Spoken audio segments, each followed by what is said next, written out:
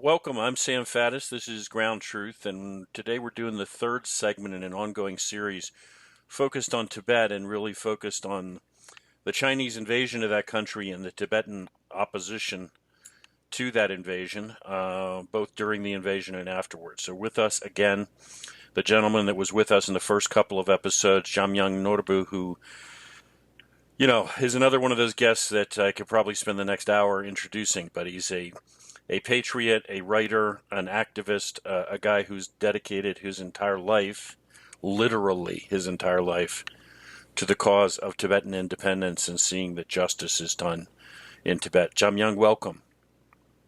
Oh, my pleasure, Sam. Yeah. So for just to set the stage here for somebody that might be kind of tuning into this episode and hasn't listened to the first two. First, I would say go back and listen to the first two. That's what you need to do.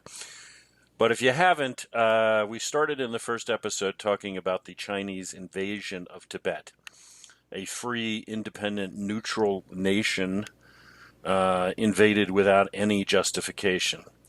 And then we moved on in the second episode to talking about, I guess, sort of the first wave of rebellion, roughly 1956 time frame against Chinese occupation. And we left off last time at the point where you were describing how the forces, Tibetan forces that had risen in rebellion, were sort of being, slowly defeated by the Chinese and were headed toward the capital, toward Lhasa. And that's where we broke that off. We gave a little bit of a preamble to what to expect in this episode, but I think that's where we are in the narrative. So over to you to pick that up. Okay, today I just want to deal with, if it's possible, within the time frame. First, the rise of the Four Rivers, Six Ranges resistance movement that started in Lhasa city.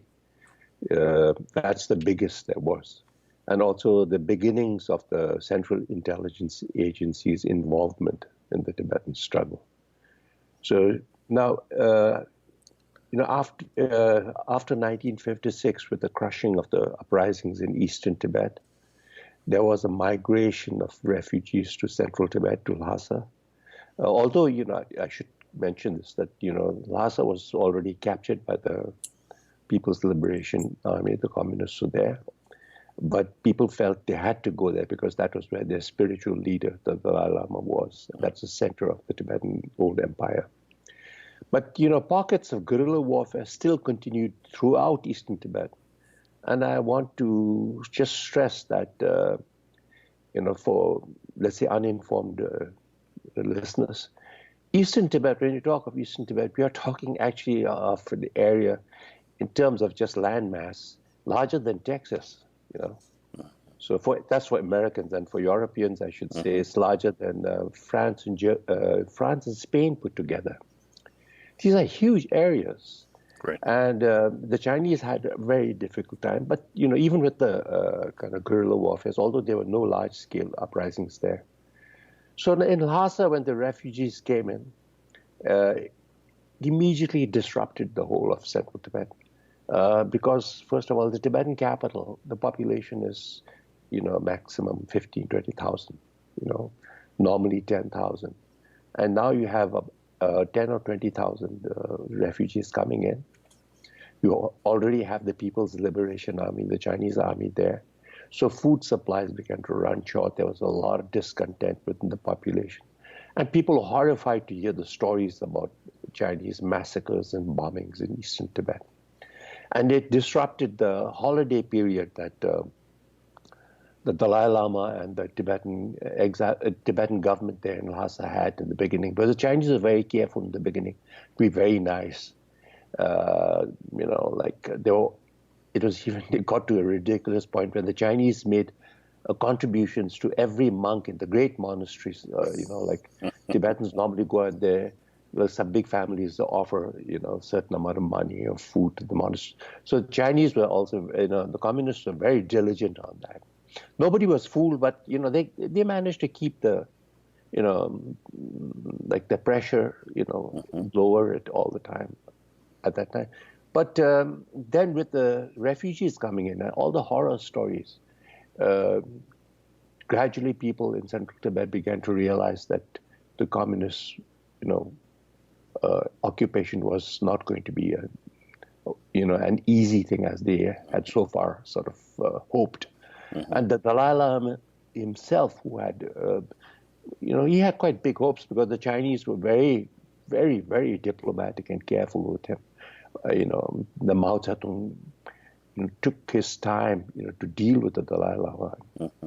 Tried to teach him because Dalai Lama was very young at that time.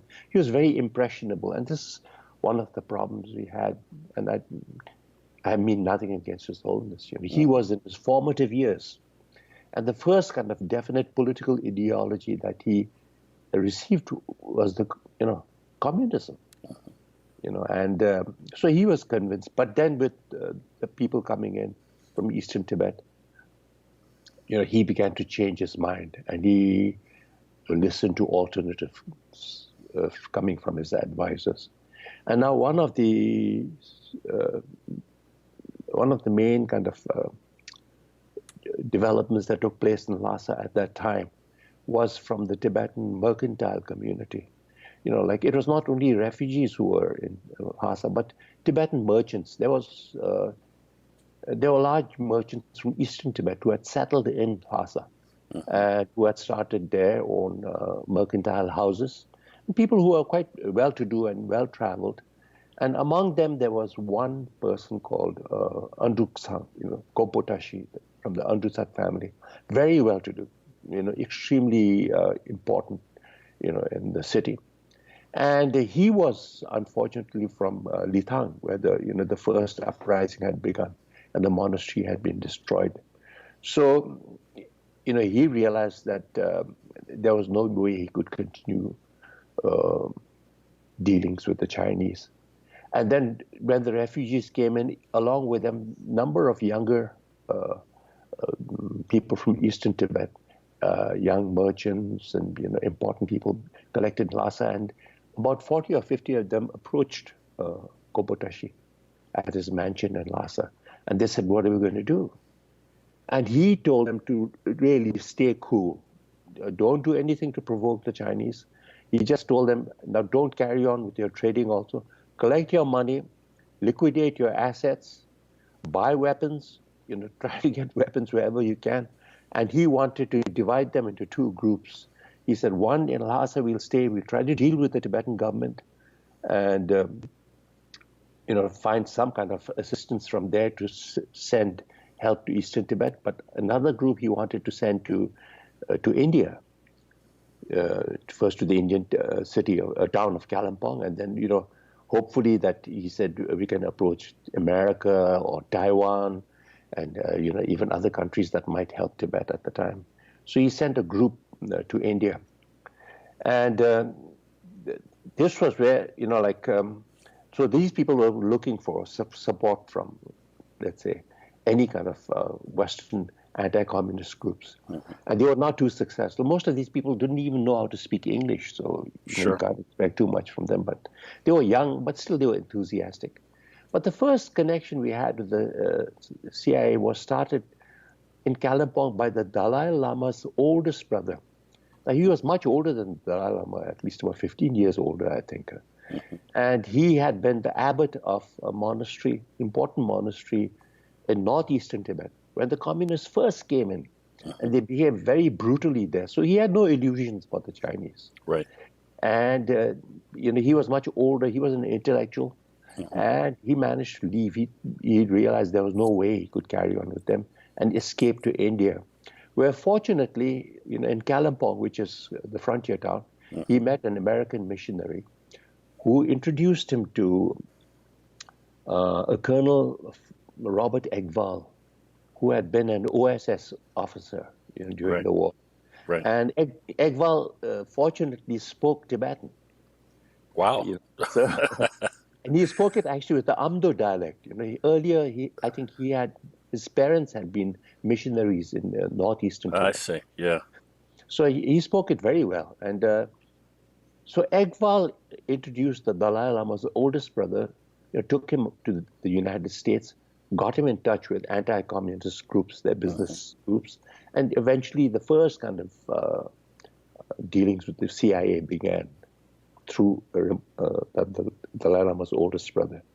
But unfortunately, this had happened back in 1950, and CIA initially was quite enthusiastic. But then after the Tibetans signed the 17-point agreement, and there was no indication that the Tibetans were going to resist the Chinese any further, at least the central government, then that whole thing fell through. The CIA sort of backed out of it. And the Dalai Lama's oldest brother was stuck in the United States with no source of income, with a servant. So he started giving Tibetan language lessons in Colombia in a small way. And his servant got a job in a factory in New Jersey, and the two of them just managed to survive. Wow. But then 56 happened, and then the CIA interest, it was regenerated. Sure.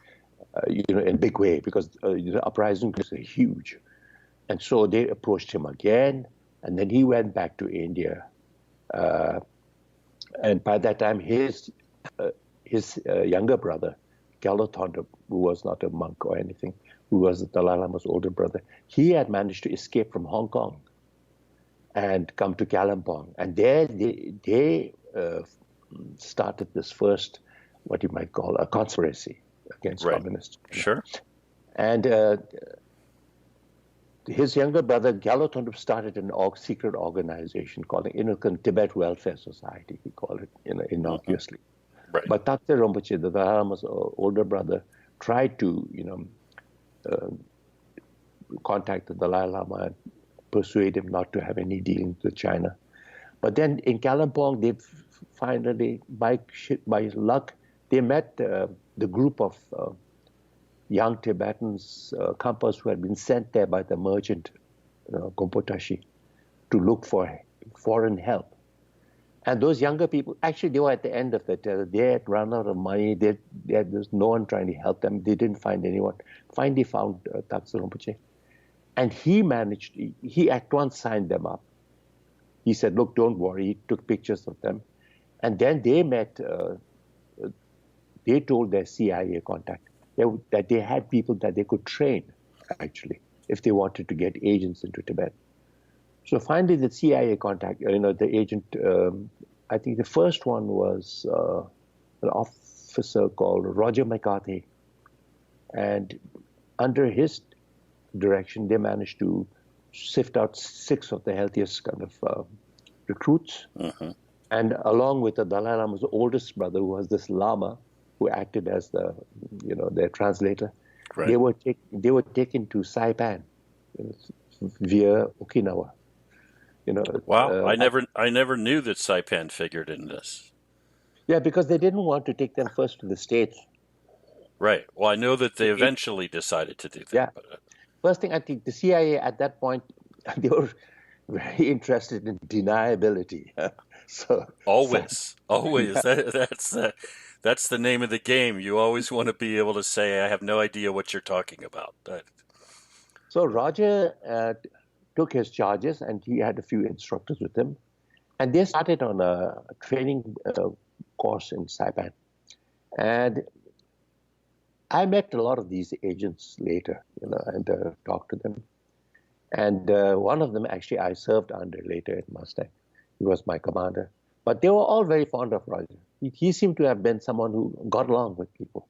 He was a real, daredevil and romantic, and loved to laugh. And he just fell in love with the people he was going to train. And he wrote a book called The Tears of the Lotus. He was the first person to write a book on the Tibetan involvement with the CIA. What's it called? What's the book called? The Tears of the what?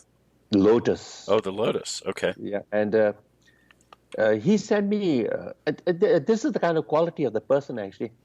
He had just quoted a few passages from a book earlier I'd written on the fighting in Eastern Tibet.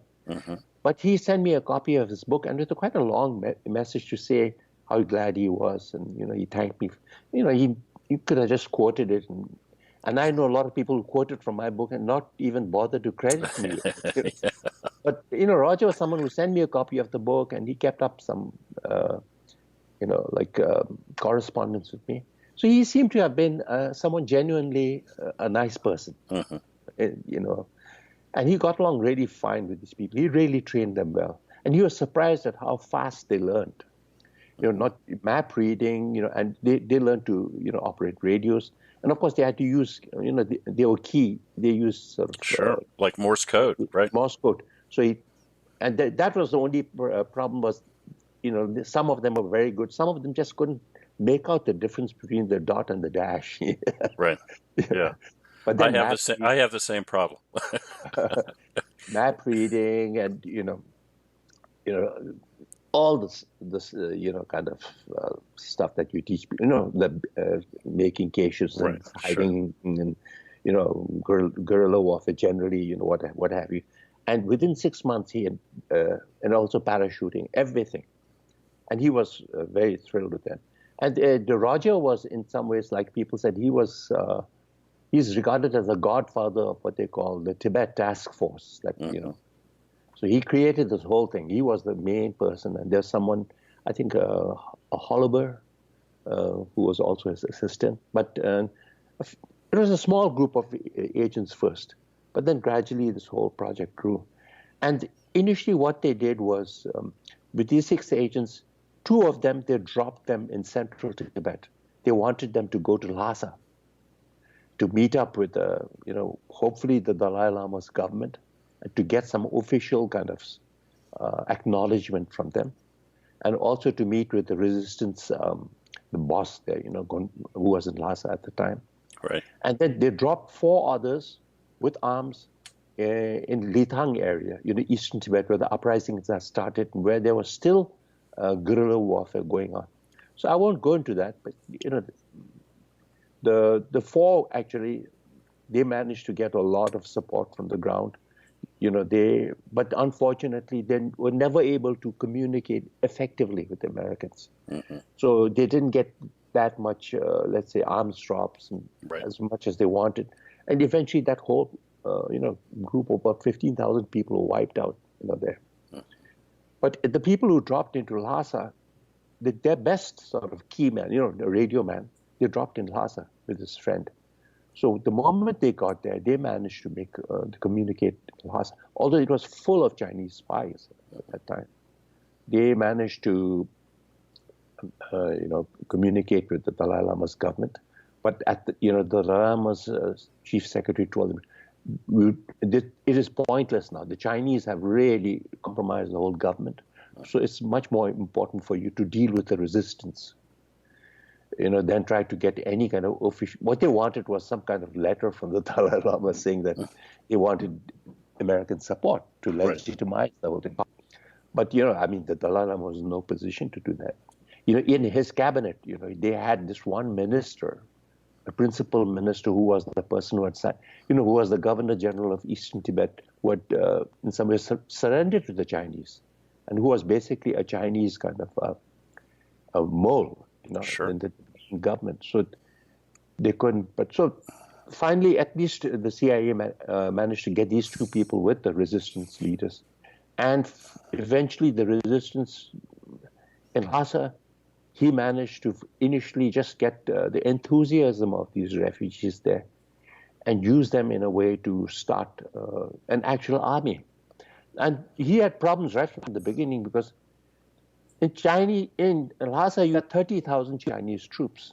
Right. You had the secret police, you had what they call the Gonganchu, then you had the regular Chinese police, number of agencies. And they had spies everywhere, in the tea shops, in the pubs, in restaurants, everywhere there were Chinese spies in street corners. So he really initially he just couldn't figure out what to do. Right. But then he has one day that to use the religious aspect of the Tibetan sort of faith in the Dalai Lama, and he thought he'd ask through the Dalai Lama's private secretary for Dalai Lama to give teachings, spiritual teachings to the people of Eastern Tibet, the refugees who had gathered there, and he managed to gradually up the ante there, and managed to get the Dalai Lama to give a very, very sacred teaching, which, the news alone sort of went throughout Tibet that the Dalai Lama was going to give this. So everyone was excited. It's a kind of, it's a bit un-Buddhist. It's more like an apocalyptic kind of Buddhist tradition. And at the time, it was quite suitable. And he organized a huge committee for this. So Chinese didn't suspect anything. The communists thought, well, this is the usual kind of Tibetan religious nonsense, He organized a committee. Then he organized a very big committee to thank the Dalai Lama and present him with a golden throne.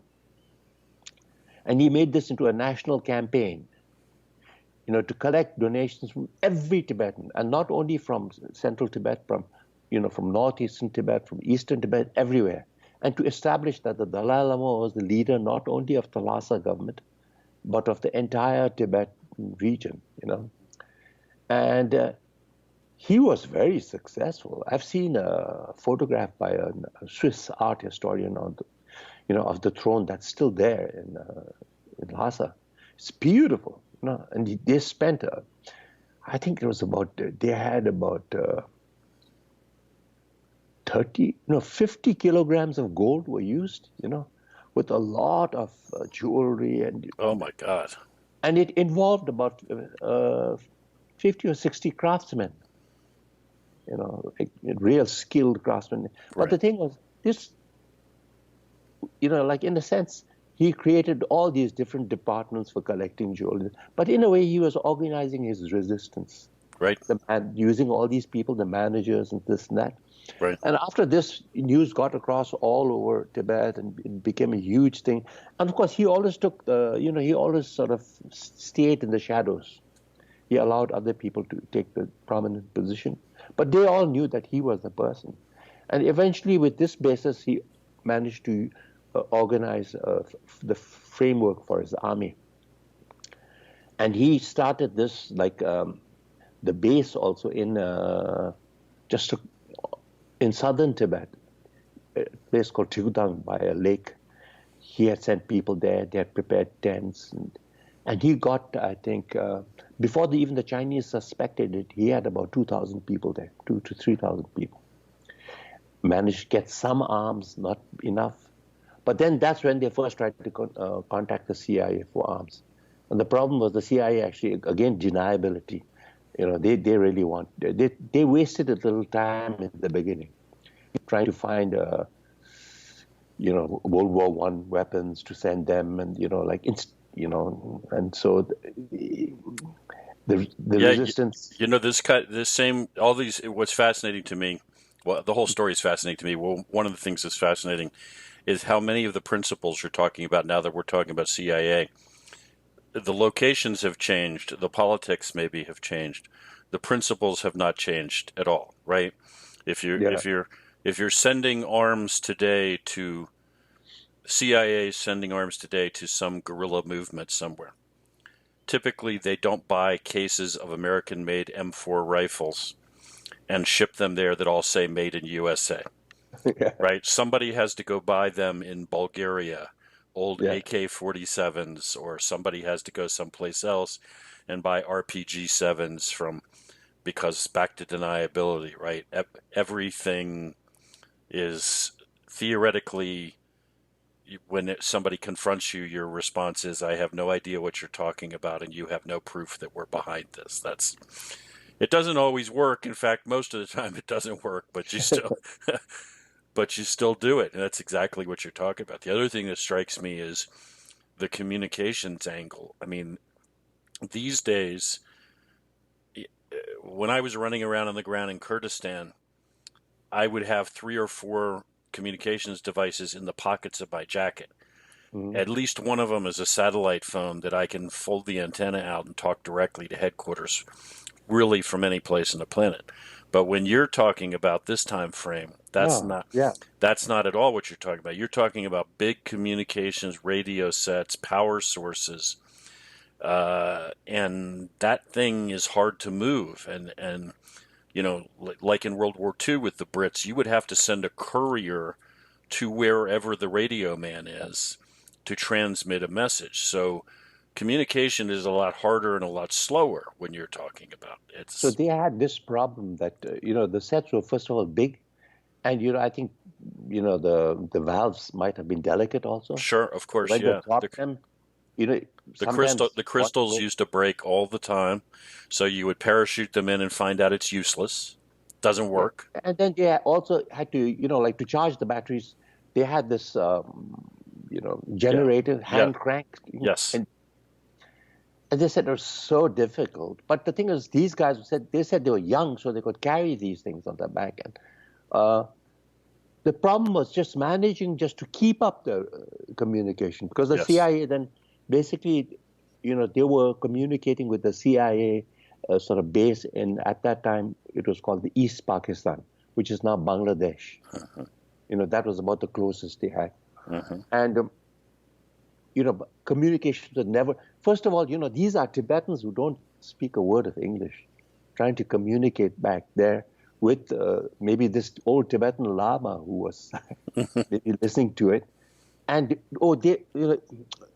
before this, the Dalai Lama's oldest brother was involved with another Lama in trying to, create a whole a dictionary, a glossary of terms they would use in Tibetan that coincided with all the kind of military and intelligence kind of terminology that the CIA was using, and so they had to create this whole thing. At the same time, they print little booklets, and they then devise the code book that they were going to use. Great. So all this was very tricky, and then you were teaching this to people who are not, I mean, by current standards, wouldn't be very sophisticated. Well, this is not stuff they're familiar with. And They may be very sophisticated when it comes to their lives in Tibet, but that doesn't involve any of this stuff. These people had never even seen a plane in their life. Sure. And they're asked to jump out of one. So I mean, but they took to it. They took to it really well. It's really impressive when I knew one of the agents whose map reading skills was really good. Whenever he traveled all over the world later on. He had some money, and he would go anywhere in any city in the world. He could find his way. So these people were, like in their own way, they were capable. So in spite of all these difficulties, they managed to make this communication, and they dropped. The CIA did 2 drops in Tibet. And of course, when they were dropping it at the resistance base, a lot of the people there I knew later on said they thought it's impossible, that something from America is going to fly over and drop weapons to us. Right. But and so they prepared this cross on the ground, and in the night to light it. And when they first heard the sound of plane in the distance, this guy told me his hair went up on his back, like the nape of his neck. He was so kind of, in awe. But, okay, it wasn't very much, I think, the first 2 drops. But Sure. it started something. And right from there, the fighting really started in all of central Tibet.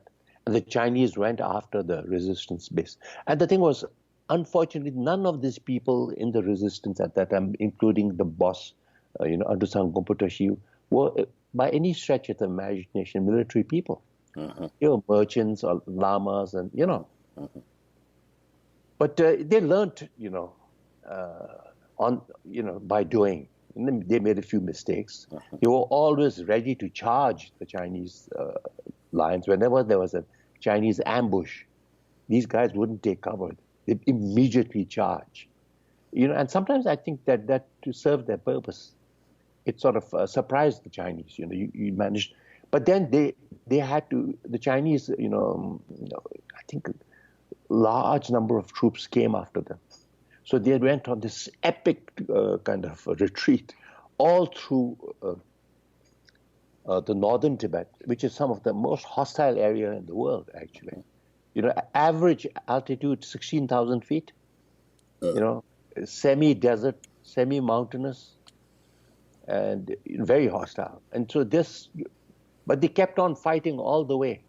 And of course, they got into some bad ambushes. So a group of like 3,000, it was whittled down at one point, especially after a Chinese kind of mortar attack, where they managed to surprise them. And about 50 or 60 of them survived. And even the boss himself, Gompotashi, he had been so wounded, he had about 24 sort of shrapnels in his body. But they kept on fighting. And eventually they sort of reached all the way north and northeast, and they got back to eastern Tibet from Lhasa, on a big circuit. And there, once again, the people there who had been fighting small guerrilla battles and wars with the Chinese, once again came to his call. So he started another resistance army all over again there after his first one was wiped out. So he had about 20 or 30,000 people there, but he didn't have weapons. So again, there's the whole thing trying to get the CIA to send weapons. And the CIA had problems also with their first planes. I think they were using DC-10s or something in the beginning, which are not really great planes for crossing the Himalayas, And right. the pilots they have were contractors. They didn't have any Air Force people. These were Right. mostly, Right. I think. Typical CIA. Yeah. And so they had this problem, but gradually the program got bigger. And then the CIA also began to realize that there were actually bigger potential, especially in eastern Tibet, where once again the uprisings flared because the main resistance, Four Rivers Six Ranges leader from central Tibet, he was so revered, and then he had come to eastern Tibet and started this whole thing again. And he said it was, all he could really do at the time was just start the groups and give them a battle flag or something, and Right. maybe a couple of rifles, and he didn't Right. have much. But then he promised them, he told them, just stay there, keep up your fight resistance, hide, don't confront the Chinese. We will get the Americans to provide you with weapons later on, and which actually did happen, but a couple of years later.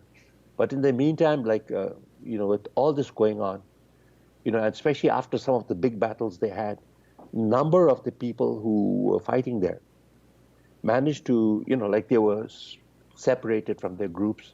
And some of them went back to Lhasa city again. And there they, informed the Tibetan anti-kind of communist groups there what had happened. And so these people began to write up the stories of what the Four Rivers Six Ranges had done, fighting all along the way, and stuck it up posters all over the city in the night. And then the people began to read it during the day.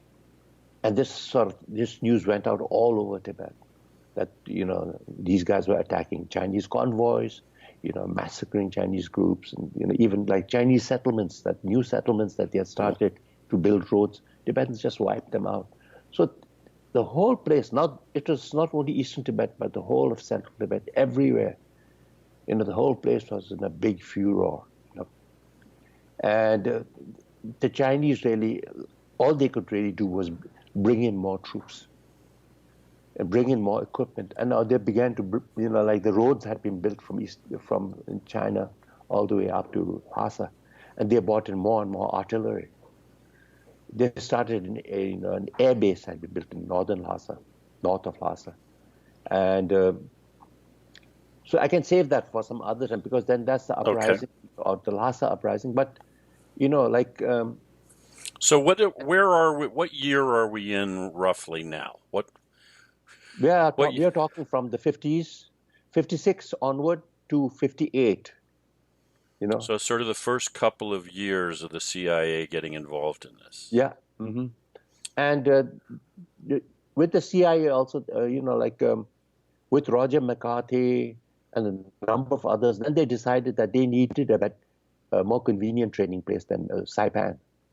And so that's when they started, looking out in Colorado, and they got Camp Hale, which, even the altitude there is about 10 or 12,000 feet, I think, above sea level. At least it's closer to Tibetan topography than Saipan. Saipan doesn't.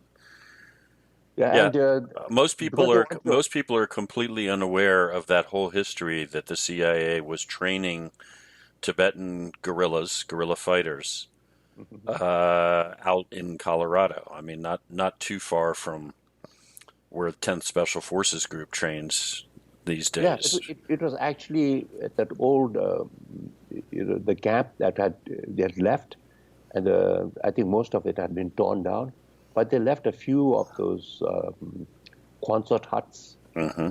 and they built one or two new ones for the Tibetan group, and they were trained over, I think, 300 people there, you know. So it was quite a big program. And I haven't heard of any other real group of that size being trained in the United States itself before, you know.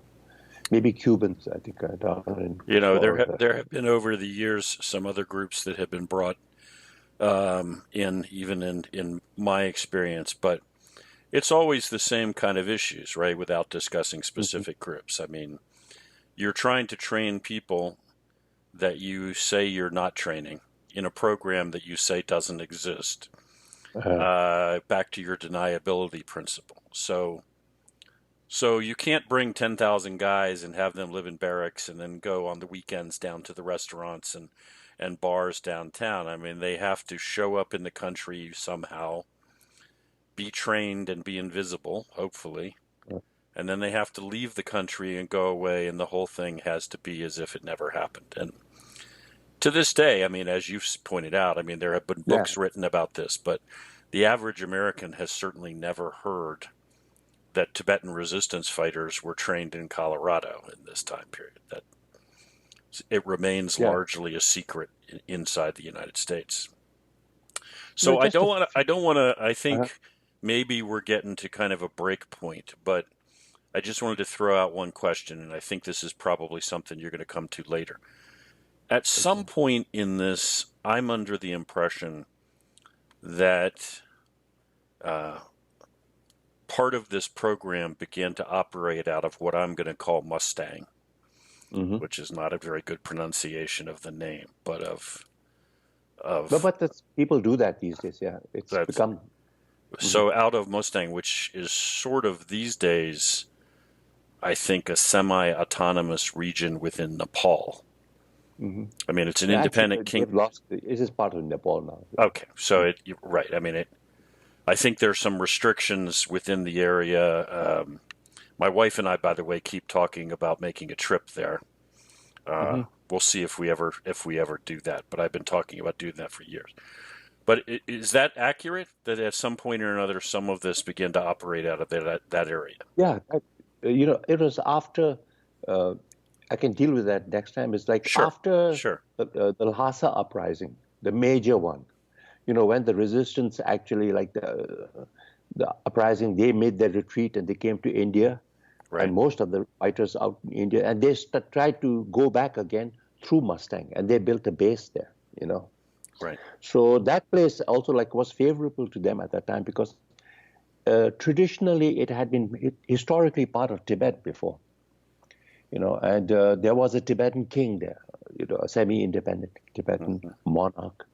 Um, and the Nepalese had taken over only I think the 18th or 19th century, they had managed to, early 19th century, had managed to get some control of that area.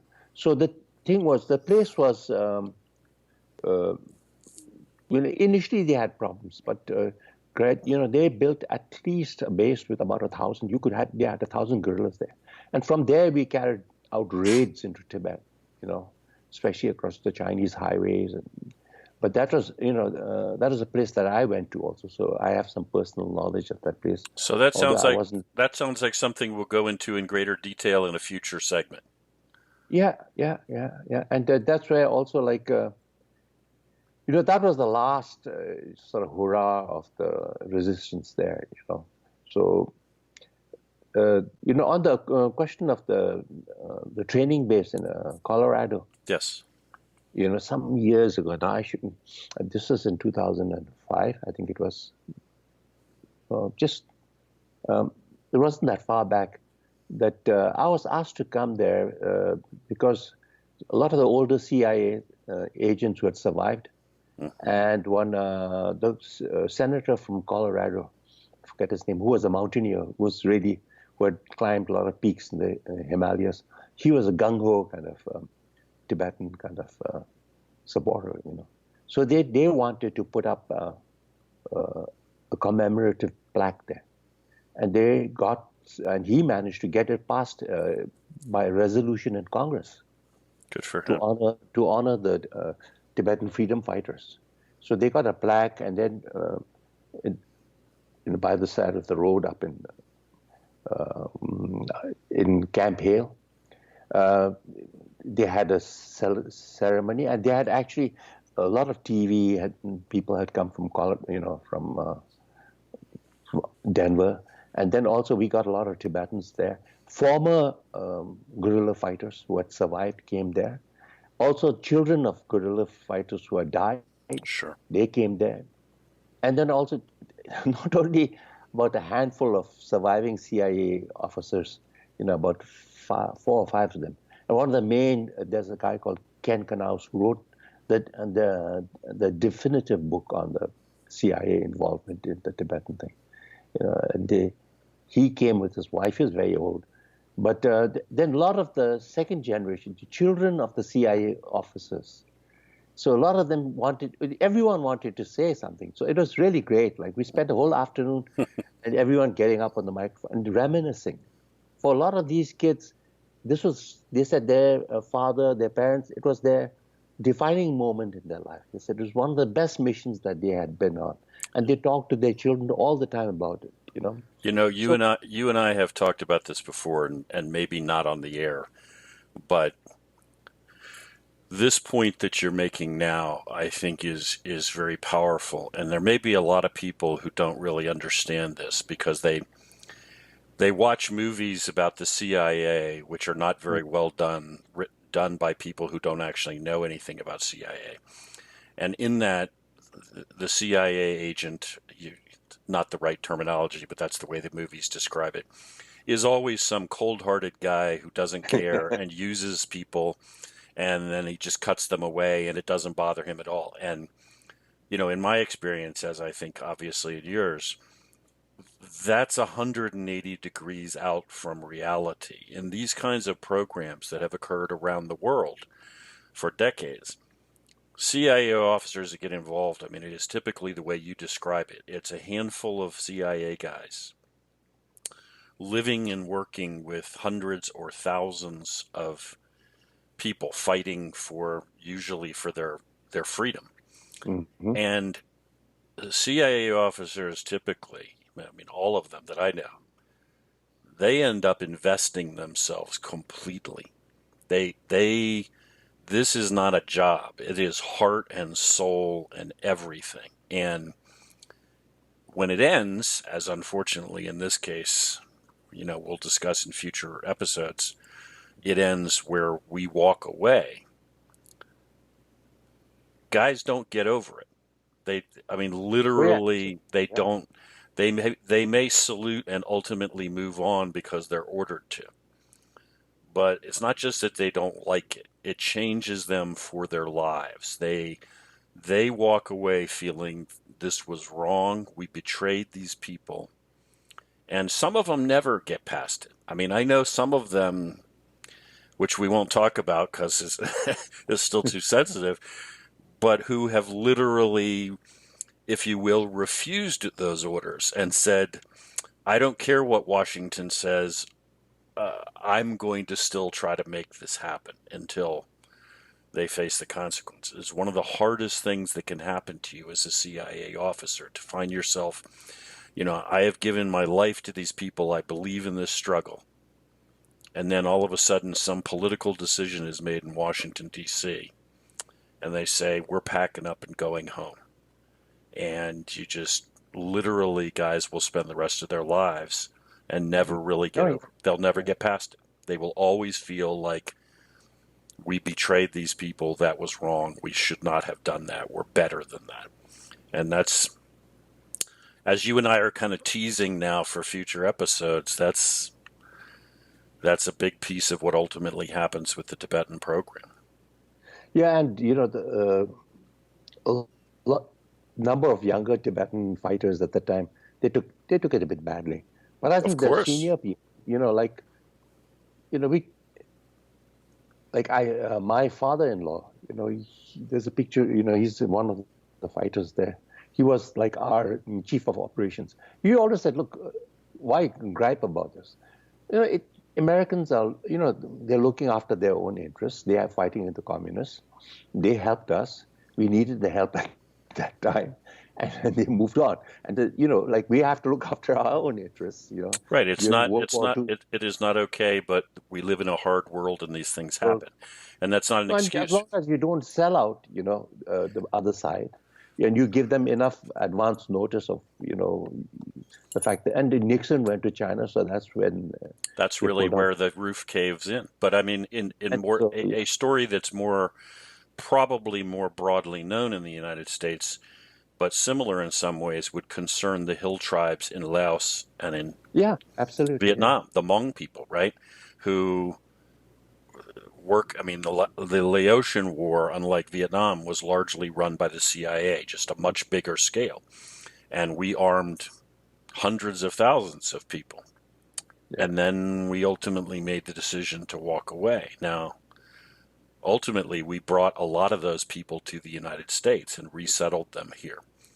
But you could still talk to every CIA officer involved in those programs today, and not a single one of them is going to say, no big deal, we made a decision, move on. For every one of those guys, his whole life is going to be built around the fact that we should never have done that. We betrayed.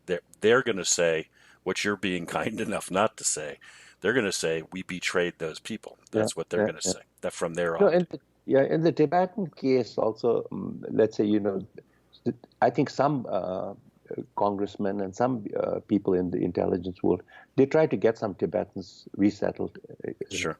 back in the U.S. But again, another problem with the Tibetans was always, unlike, let's say, with the Laotians and others, there were other interests, even anti-communist groups like from Taiwan, the Kuomintang.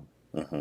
They had quite a, they were always opposing the whole Tibet thing. Although they were anti-communists, Hmm. uh, they didn't want America to support Tibetans because they didn't like, they believed along with the communist China, that Tibet was part of China. They believed in the one China policy. Yeah, The that's present interesting. Taiwan, That the that present that Taiwan that government means doesn't. when they go back and take control in the mainland again, and they're in Beijing, Yeah, that's the idea. Yeah, they want to own Tibet. yeah. So And they had a very good lobby. Like this Anna Chennault. She was one of the main lobbyists. Yeah, she and other there were even Chinese women who were quite influential in American diplomatic and sure. military circles, and they really did the down on us. So it's to the credit of some of these CIA officials who kept up, who really fought for us, who fought for the program in spite of opposition by even John Kenneth Galbraith, the Hmm. American economist, the liberal economist, he was totally against this. Yes. It was quite insulting. You were saying, oh, why does America support these unwashed mountaineers, and their kind of stupid program, this and that. He tried to persuade Kennedy to drop this. But, to Kennedy's credit, like, I think after let's say the Cuban Missile Crisis, Kennedy realized that all these big missiles and stuff, there are limitations. It's much better to, invest in some kind of, low scale warfare. Right? Well, it's an interesting point you make, and I think we're kind of at a natural break point. But outside the scope of what really we're doing here, I think this is something that we're now rediscovering. Uh, in my view, it took us much too long to rediscover this. But for instance, after 9/11, all of a sudden, I mean, the first operations were run by CIA. But then very quickly, this whole response to Islamic extremism got handed over to the American conventional military. Big Yeah. divisions, armored divisions, invasions. I have nothing but respect for the military. I was in the military. My dad's a career military officer. My son was a Marine machine gunner. My brother's a retired Army colonel. But they're not the right tool for all jobs. as you're saying, there are many, many, many cases where the answer is a few of the right guys working with the right people, with the right support, can accomplish miracles, and they could do it at a lot less cost and a lot less visibility. Yeah. You're not going to be on the risking an all-out conventional war with the Russians or the Chinese over this. In Afghanistan, of course, we remember those 12 special forces people Right. on horseback who basically, they toppled the Taliban, really. Well, the first 8 guys in, I have to say this as a proud CIA guy, the first 8 people in the country were all CIA officers. They flew in. You were talking about aircraft before. They flew in an old Russian helicopter leaking hydraulic fluid. But you're right. Then you end up with a handful of CIA guys and special forces people on the ground. Yeah, on horseback. On horseback, working with locals and with U.S. air support. And in about 5 months, they destroyed the Taliban and freed the country. I have always said, if we didn't then send conventional military, if we just settled for that and stopped trying to turn Afghanistan into Switzerland, we would have been much further ahead. We could have skipped the whole part where we send 100,000 American troops and do all of these kinds of things. Yeah, I think. I think this is again beyond the scope of the Tibetan question, but this is a skill we need to. It's not so much we need to regain it. We still have the skill. We need to remember that we can do this and stop this. So I think this is a natural break point, right? About 1958. Yeah. These are the first couple of years of the CIA involvement. So what happens next? Just real quick to tease the next segment. Where do we go after 58? What happens then? So I think I can just talk then, of the Lhasa uprising. Right. Now, this uprising, it started because of the resistance in central Tibet and the CIA kind of the initial kind of support. But this was where, the Tibetan army itself, what survived of the regiments, and the Tibetan police force, and the government officials, especially even junior, senior officials, there was this uprising against China. And that's when they abducted the Dalai Lama, actually. That's when he managed to escape. The whole city was, Okay, so that's what we'll talk about next time. Yeah, and then, after that, then the CIA, there were major, very large kind of airdrops, where they even had, what's that high-flying, the plane? The U-2? The U-2, got special permission, for U-2 overflights into Tibet, and so that before certain, operations. But then also there was a big disaster because when Francis Gary Powers was captured, yes, and then they stopped all U-2, not only U-2 overflights, but all flights over communist territories. That was when the Tibetans were, really at the most difficult period, and the Americans could not resupply them because White House had given orders. So there's a very long story. All right, so we will pick up there, and I'll just tease out this also. In the background, unknown to most people even to this day, the CIA had been running planes over communist China, doing collection, and one of those planes got shot down. And in fact, those CIA officers were held in communist China. I think this is true. I'll research it before the next episode. For something like 25 years, they were kept in prison. And basically neither communist China or the U.S. talked about it.